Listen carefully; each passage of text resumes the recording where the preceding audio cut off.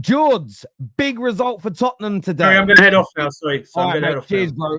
Cheers, bro. Thank you, Big guys. result. Have a good night. Cheers, my man. Yeah, 5 goals. Maddison with a brace. Looked great today.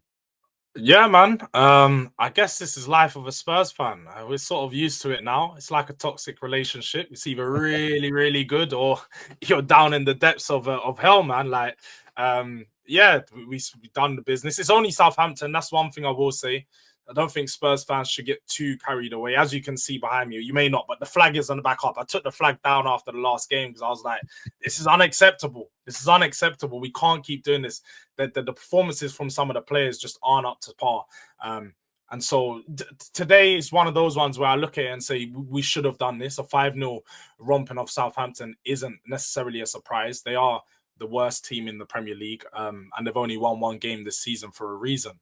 So it was still encouraging. Obviously, a win that we needed, because especially that Man United, the way that you guys performed and got your result out of that City game, that's going to be a huge boost going into that Carabao Cup tie next week.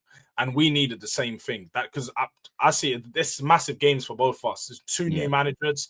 It's a competition that either of them are going to want to take serious. And so it's a massive game, and both of our teams needed big wins going into it. So that's exactly where it was today. Maddison, like you said, it was a class Maddison performance, but I've said it far too often for him. He doesn't do this consistently. You know, we've seen this against Southampton, and it's all well and good. And it was 2 great goals, and he generally, the first half performance, he controlled the game. It was all him. But ultimately, we need to see this more consistently from him. So it was good. Really nice to see us put 5 goals away and finish the game in the first half, so we can bring some of the young boys in the second. But definitely not one to get too carried away with, because I get that. It's a great 3 points in the race to finish top half of the table for Spurs. Fantastic, like against Man United and the rest of them. Well, you know, considering City lost, that we're only 4 points off City, so we're not that far away.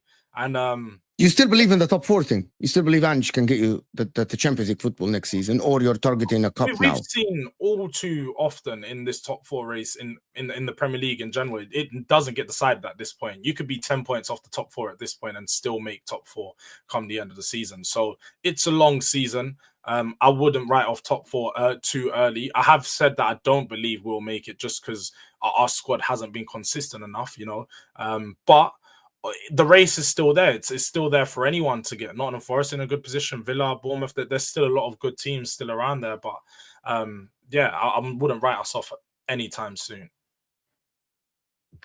Do you know what I will say?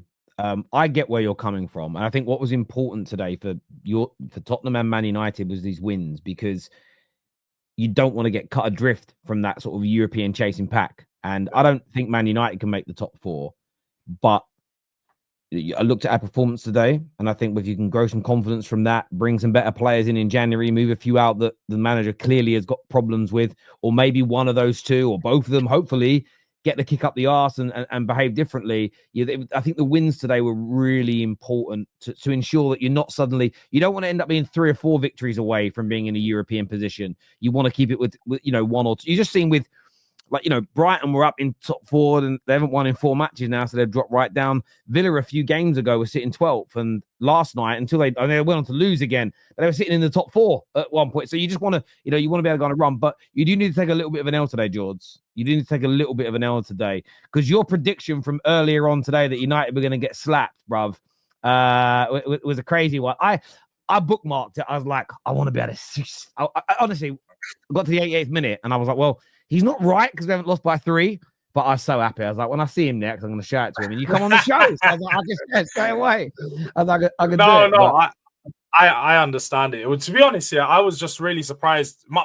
Because before the game, I predicted it to be a draw like a few days ago. Looking at it just off the back of both teams, didn't expect too much, and the game sort of went the way it was. It wasn't going to be too thrilling, and there wasn't too many chances.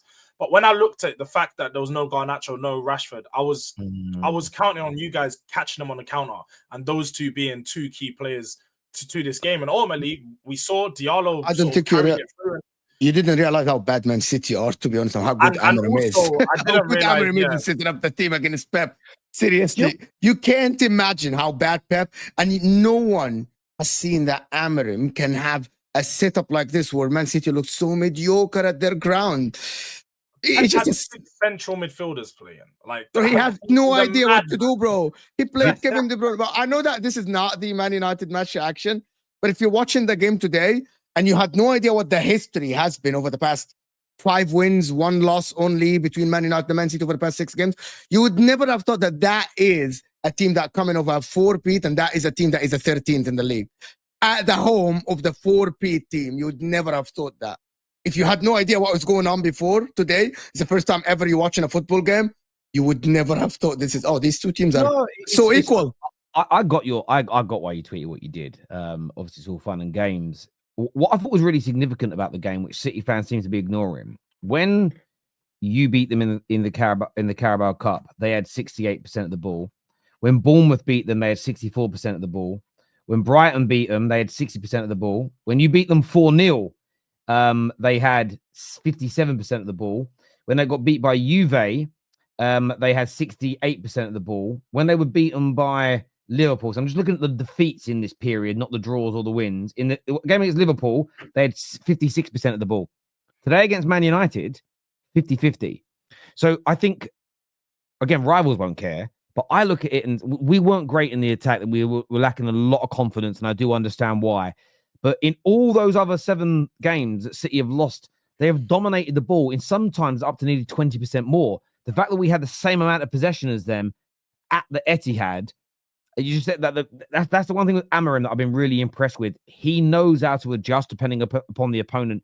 And if I look at the game he lost, the Forest game, down to mistakes. You look at the Arsenal game, set pieces. It's set pieces. He had a better setup than Arsenal in that game. He had a better setup than Arsenal in that game. I'm confident that if the recruitment is right and we need more speed, better technical football players, I'll be intrigued to see what we look like in a couple of seasons' time. I would, but it's not. Can I get back to Spurs? And I wanted to ask. I asked George a question. I actually think you have a massive problem, George. Dominic Solanke, way underperforming every single game now. Everyone today played well, very good, and he was just okay. He was just the one that you say today, shine, get a goal, do something. Son is doing things. Kulusevski, the young, the Grays, and he's like Madison, and I'm like watching him, and I'm like, why you're so mediocre? Why you look mediocre? No, I get what you mean, because I was watching the game and I was like you said, everyone's having fun, getting on the action, you show that you want, because he wasn't really getting shots, but I feel like people they don't understand that Tottenham don't 60 million. No, but have the same energy you have for Havertz. Have the same energy you have for Mount. No, because the way I keep the same energy for players, but the way we have to look at it is Tottenham don't set up to create for him. How many chances did he have today? None, because we didn't create any chances for him. The chances tend to fall to the other players because the way that we play tends to create chances, majority for both of the wingers. You saw the ball kept going out to Son, the ball kept going out to Kulusevski, and those are literally the prime hotspots for creation on the right side and the left side of the box. So where the areas that Solanke's taken up in the box and in the pitch tends to be when the ball's just falling around in the area. Your team signed a £60 million striker not to create for him. Well, no, we signed a £60 million striker for all the other work that he does. I think it's been very clear. Dominic Solanke last season was a goal scorer. Yeah, he was, but the way that Tottenham create isn't the same way as Bournemouth create. They used to put a lot of the balls, go to the byline, cut it back, and find Solanke with balls across the floor.